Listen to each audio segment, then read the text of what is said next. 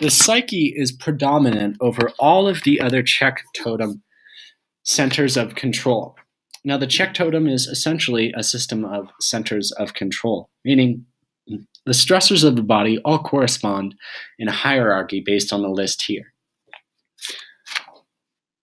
When we take a look at the psyche, we understand that the psyche is predominant over all other centers of the body. Any imbalance or any harmony in the psyche will also adjust in terms of the way the other control centers respond to stress.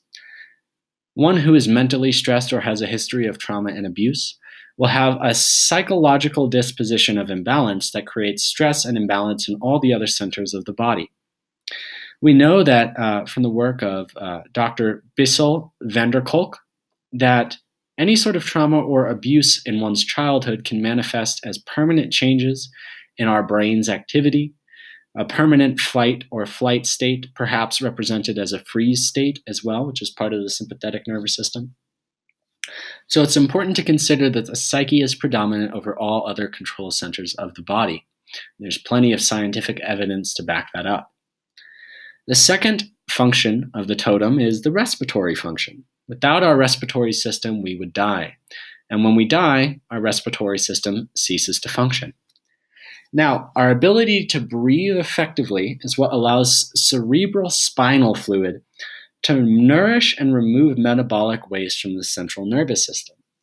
When we inhale and the diaphragm contracts, dropping into the abdomen, it allows the spinal curvatures to reduce, which pumps fluid, cerebral spinal fluid, into the brain and allows that nourishment to each disc and each vertebra and to the brain to continue. When we exhale, the spinal curvatures increase, and that allows cerebral spinal fluid to flow from the brain back down into the sacrum.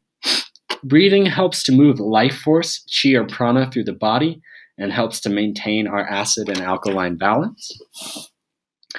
And as Czech practitioners, we know that any inverted breathing pattern or any imbalance of the respiratory system manifests as a chronic adaptation of the resistance contraction factor of the body.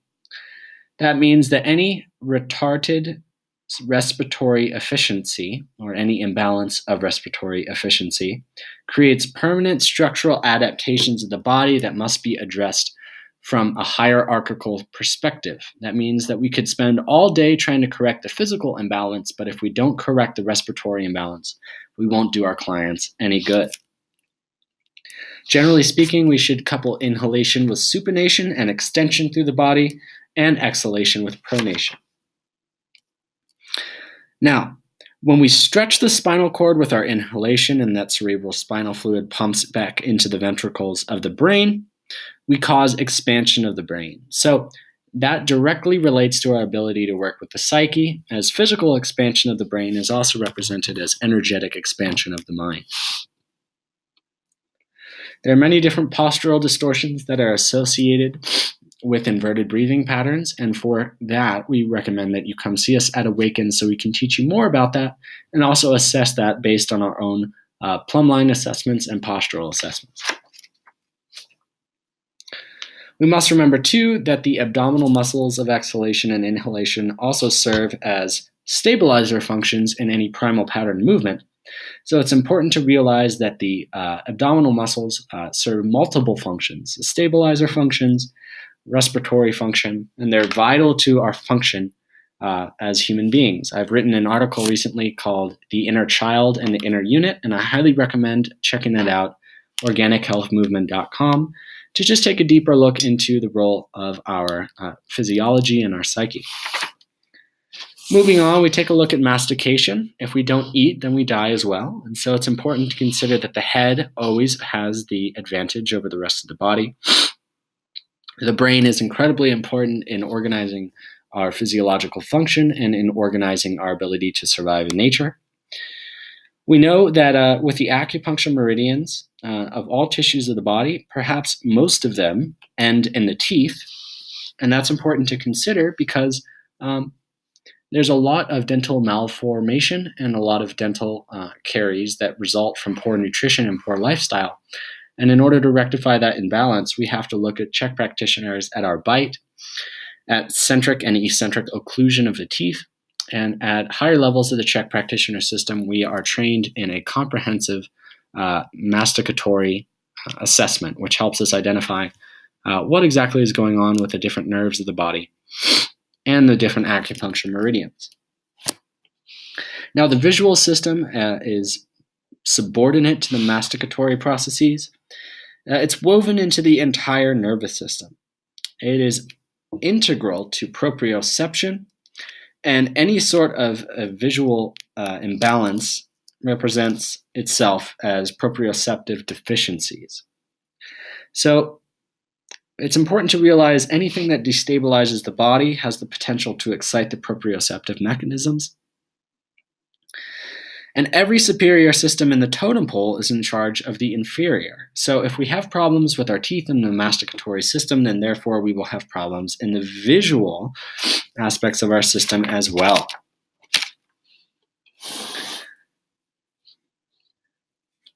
Next subordinate to the visual system is the vestibular system. It's in charge of hearing, balance, and postural writing. Now, due to the presence of technology and electromagnetic frequency pollution, we also generally have in our culture a poor quality of auditory function, and therefore we have a lot of imbalance in our postural writing and our ability to hear. Our ability to hear is almost paramount to our ability to survive in nature, because in order to interact with the environment around us, we have to use all of our senses, of which I think Paul has mentioned there are more than 23, not just 5. So that vestibular system is complex, and it's governed by the 8th cranial nerve, the auditory nerve. It has hardwired connections to the eyes, the upper cervical spine, and the ear itself, and it's in charge of integrating the head and the body.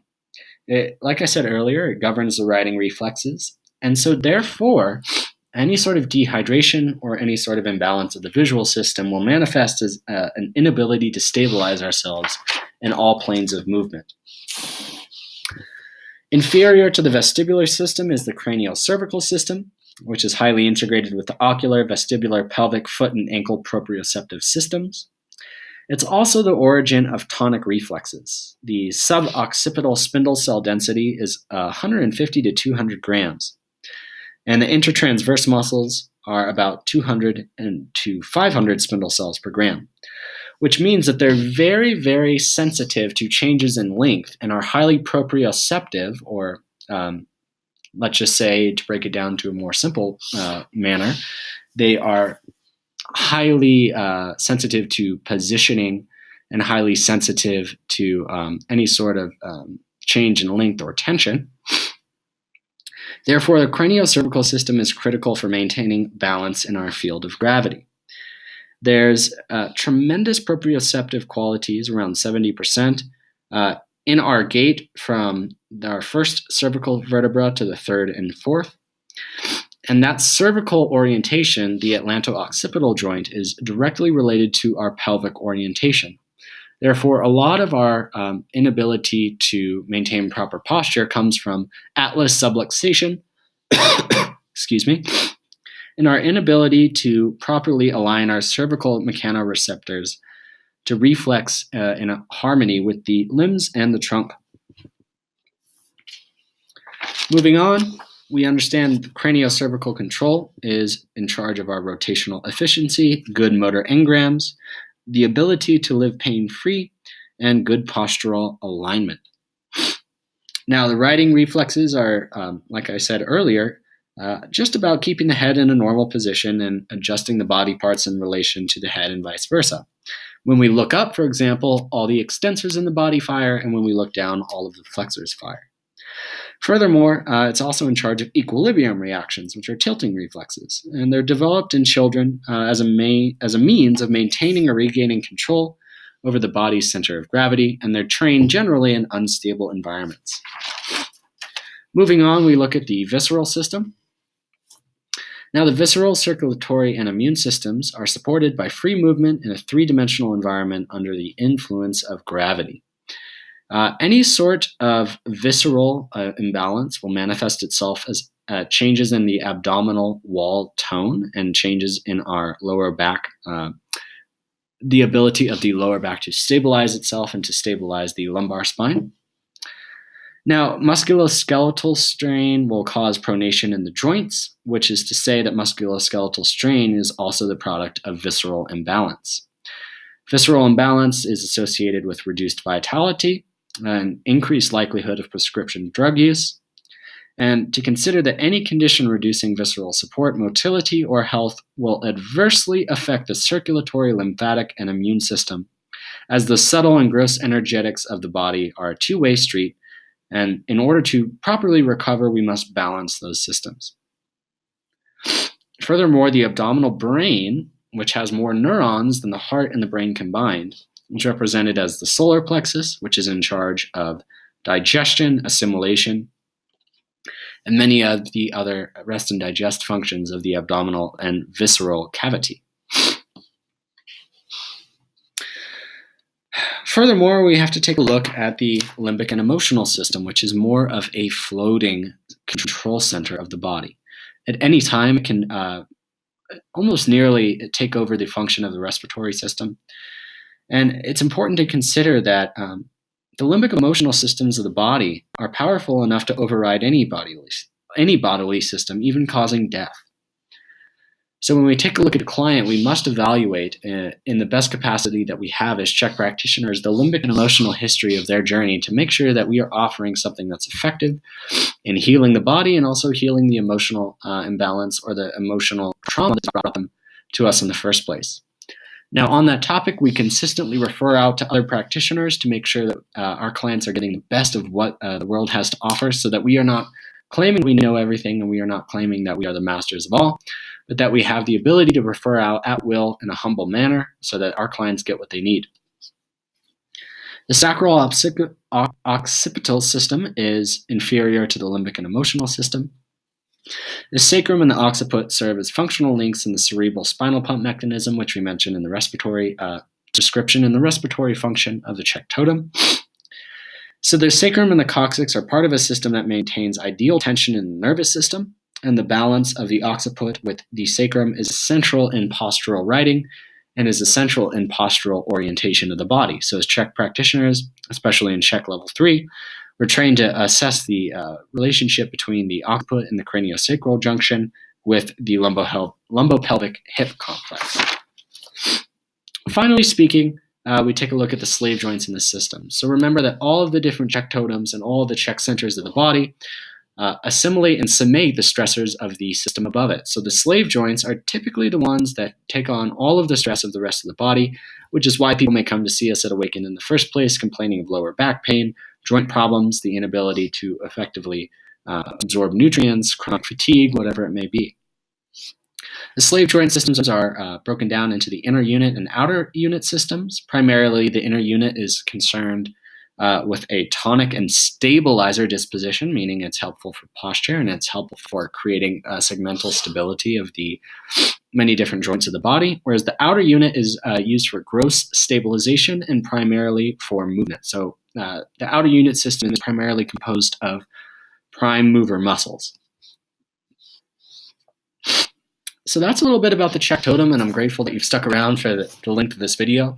But I really want to break down the Czech totem and my my infant understanding of it, because it's vital to the way that Czech practitioners function, and it's vital to the way in which we can establish for you an effective corrective exercise program and holistic counseling program, so that you leave your work with us as a more vital, vibrant, and healthy human being, where all the physiological centers of the body have been able to be have been brought back into balance, or at least from a metaphysical perspective, we have helped to teach you the tools necessary to balance those physiological functions in those centers of the body when they happen to be out of balance.